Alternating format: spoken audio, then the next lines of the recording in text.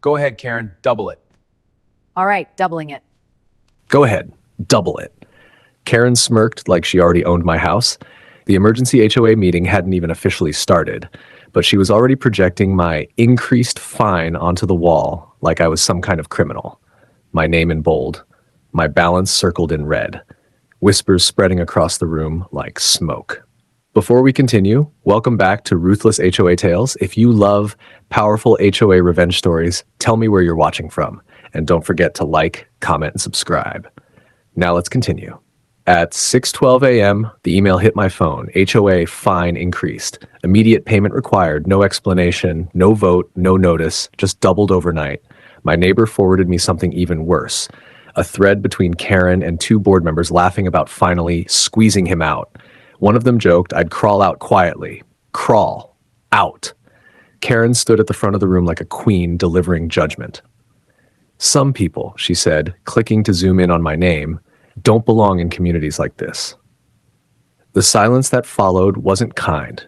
It was uncomfortable. Fake coughs, side eyes, a few suppressed chuckles. Then she did something even lower. She pulled up my payment plan request and read it out loud in a baby voice. The room laughed. I felt the humiliation climb up my spine like fire, but I smiled because they didn't know what I filed the night before. I calmly asked why the fine doubled overnight. Karen rolled her eyes. Rules are flexible. Flexible. She said it proudly, like laws bent around her mood. That's when I reached into my folder. Certified letters, bank notices, audit requests, and one document that made the treasurer stop breathing for a second. I slid them across the table. Karen's smirk faltered. The increased fine had triggered a threshold, and thresholds trigger reviews. The kind that don't disappear, the kind that expose everything. The room shifted. The laughter stopped. And for the first time, Karen looked unsure. Karen tried to recover fast. She straightened her blazer, forced a smile, and tapped her clipboard like none of it mattered. "This is intimidation," she snapped. "You can't threaten the board." Threaten? I hadn't raised my voice once. I leaned back in my chair and calmly dialed the number on speaker. The HOA Bank's compliance division. The room went still. "Hi," I said casually. "I'm calling to verify unusual account activity connected to our association's recent fine adjustments." Karen's hand twitched. The treasurer's face drained of color. One board member whispered, "Wait." Too late.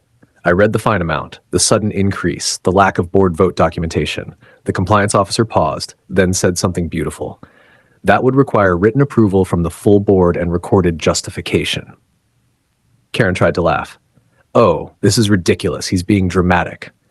The officer continued, unfazed. "We're flagging the account pending review." Flagging. Not investigating. Flagging. That word hit harder than any accusation. Karen's phone began buzzing. Then again. Then again. Emails. Notifications. The treasurer opened his laptop with shaking fingers. "Karen," he whispered. She waved him off like he was beneath her. But the panic had started spreading. Because once compliance flags a community account, it doesn't stop at one transaction. It examines patterns, and Karen had a pattern. Unauthorized late fees, special assessments approved without quorum, fines issued without written violation reports. Her power wasn't procedural, it was theatrical, and theatrics collapse under paperwork. I slid another document across the table, copies of every mocking email she had sent me, including one incredibly stupid email, where she CC'd her bank contact and joked that she'd keep raising my fines until I cracked. The very same bank contact now reviewing her activity. The room smelled like coffee and fear. Someone near the back muttered, "She sent that?" Karen lunged for the stack of papers. "You can't distribute private emails." I didn't raise my voice. I didn't. The audit committee did. Confused faces, murmurs. Because what Karen didn't know was that I hadn't just called the bank. I had filed a formal audit request with the State Oversight Board 2 days earlier. And once compliance freezes a financial channel, oversight doesn't ignore it. Her phone rang again. This time she answered, "Hello?" Pause.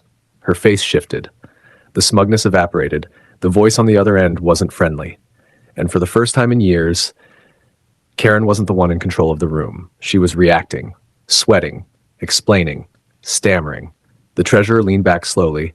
I didn't approve those increases. Karen didn't show up to the next HOA meeting, not physically, but her shadow did. Whispers filled the room before the gavel even hit the table. "Did you hear about the bank freeze?"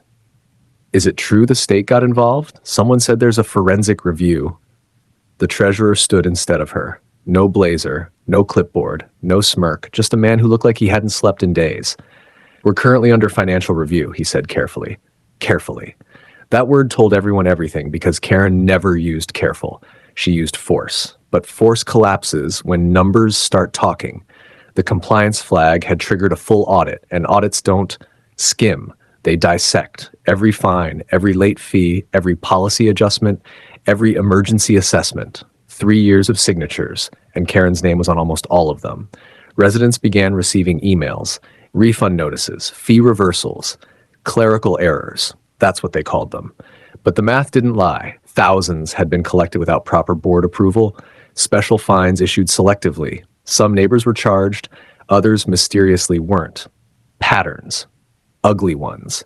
Then the screenshots surfaced. Karen's mocking emails, her laughing comments, the squeeze him out thread. Someone posted them in the neighborhood group chat. No commentary needed, just screenshots. Her words. Her tone. Her arrogance. The same people who used to nod silently now typed publicly, "She fined us for a mailbox color. She charged my mother for lawn aggression. She threatened foreclosure over $300. The mythology cracked. Karen wasn't a strict president. She was a bully with paperwork, and bullies panic when the crowd turns. The Oversight Board sent a formal notice, mandatory audit, temporary suspension of unilateral fine authority, financial freeze pending review. Translation, Karen could no longer issue penalties. Her weapon was gone. The next meeting was standing room only, and this time she showed up, but she didn't sit at the head. She sat halfway down the table. No blazer, no projection screen, no public shaming. When residents asked questions, she tried to interrupt. The treasurer cut her off. "We'll answer one at a time." Her jaw tightened. Control had left the building. Then came the number. The preliminary discrepancy total. It was read aloud slowly. 5 figures, collectively misapplied. Gasps rippled across the room. Karen stood abruptly. "This is a misunderstanding." But misunderstandings don't require state auditors. They require apologies. And she wasn't built for those. One older resident stood. "You told me I'd lose my home over $480. Silence. Another voice. "You doubled mine too." Another. "You mocked him publicly." Heads turned toward me. Not with pity. With recognition, because they realized something. If I hadn't pushed back, none of this would have surfaced. Karen's voice lost its edge. "This is politically motivated." No one responded. Because numbers aren't political. They're precise, and precision is merciless.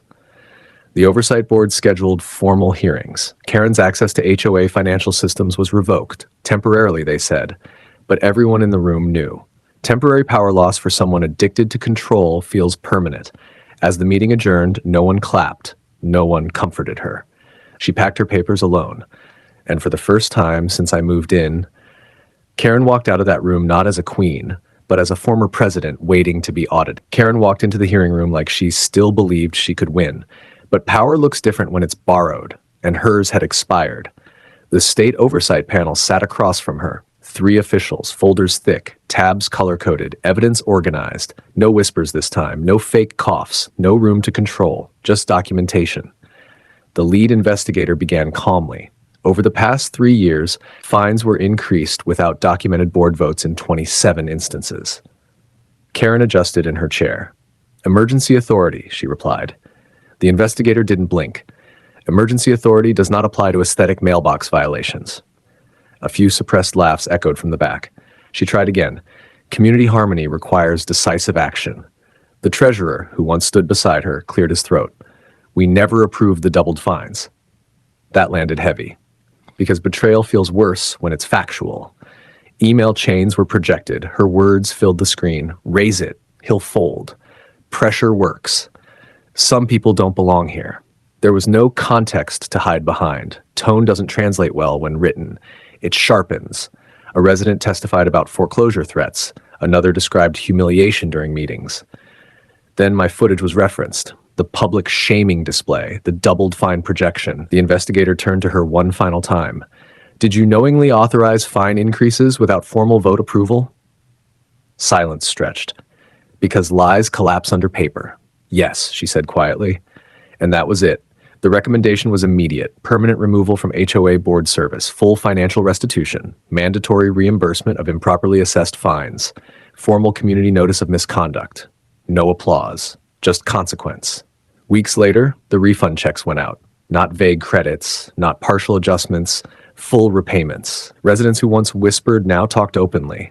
People who avoided eye contact now nodded respectfully. The neighborhood shifted, not because I destroyed Karen, but because exposure replaced fear.